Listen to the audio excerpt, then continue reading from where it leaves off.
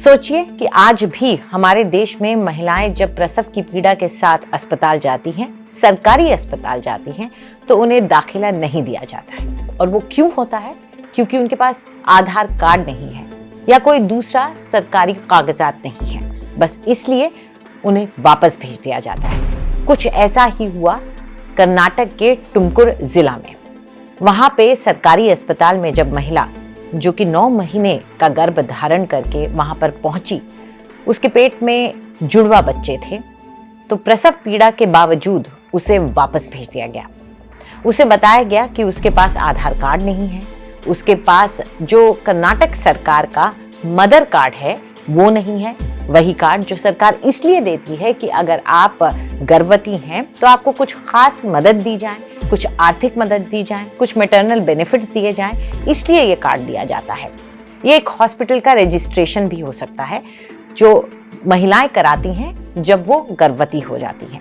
लेकिन इन कागजातों की वजह से किसी को क्या अस्पताल में दाखिले से मना किया जा सकता है? दरअसल एक 30 साल की महिला जुड़वा बच्चों के साथ गर्भ के धारण करके वहां पहुंची जब, तो उसे मना कर दिया गया क्योंकि उसके पास ये कागजात नहीं थे। ऐसी स्थिति में उस महिला के पास इतने पैसे नहीं थे, क्योंकि वो गरीब तबके की थी, कि वो जैसा कि उसे उस अस्पताल द्वारा समझाया गया कि आप 80 किलोमीटर दूर बेंगलुरु में अस्पताल में चले जाइए। लेकिन उसके पास इतने पैसे नहीं थे कि वो एम्बुलेंस के खर्च को उठा सकती। ऐसे में वो वापस अपने घर आ गई। वो महिला अकेली थी।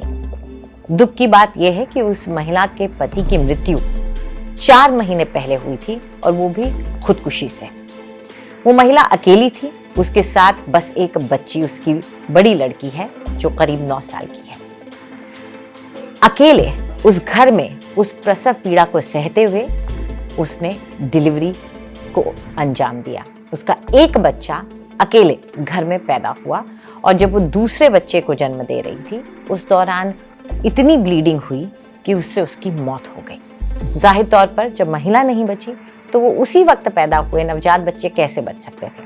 उन दोनों जुड़वा बच्चों की भी मौत हो गई। ऐसे में सरकारी अस्पताल और उसके स्टाफ पर सवाल उठे। सरकार ने भी कदम उठाया है।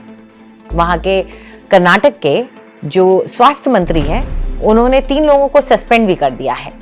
लेकिन सवाल ये उठता है कि आखिर सरकारी जो नौकर काम पे बैठते हैं, उनको ये हक कहां से मिलता है कि वो इस तरह की बेहुदा बातों की वजह से या कागजातों की कमी की वजह से किसी को भी जो सुविधाएं सरकार की तरफ से दी गई हैं उससे वंचित रख सके। इस महिला की मृत्यु जो हुई है वो आपको बता दें कि हालांकि वो महिला हाल ही में उस इलाके में शिफ्ट हुई थी, तो हो सकता है कि उसके पास कागजात नहीं रहे हों, लेकिन आसपास के लोगों ने उसकी मदद करने के लिए पैसे जुटा करके, एक वहां पर बुजुर्ग महिला थी जो उसे साथ में लेकर के गई थी अस्पताल तक। इस सब के बावजूद उसके साथ ये हुआ। उसके साथ सरकारी अस्पताल में डॉक्टर का और वहां के मेडिकल स्टाफ का ये रवैया रहा।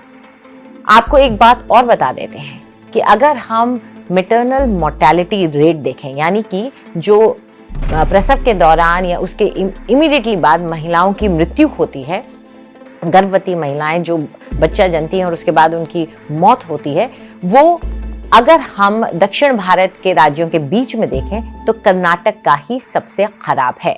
उसके मुकाबले दूसरे राज्य जो हैं, चाहे वो केरल हो, तमिलनाडु हो, आंध्र प्रदेश हो, इन सब का कर्नाटक से बेहतर है, और यह हाल ही में जारी हुए आंकड़ों से साबित होता है। ऐसे में सरकारें अगर स्कीम्स लेकर आती हैं, चाहे वो मदर कार्ड हो या कोई भी दूसरी स्कीम हो, चाहे आधार कार्ड हो, वो लोगों की मदद के लिए ही होनी चाहिए, न कि इसलिए कि वो रोड़ा बन जाए उनको उन्हीं फायदों को, उन्हीं बेनिफिट्स को, उन्हीं सुविधाओं को लेने में।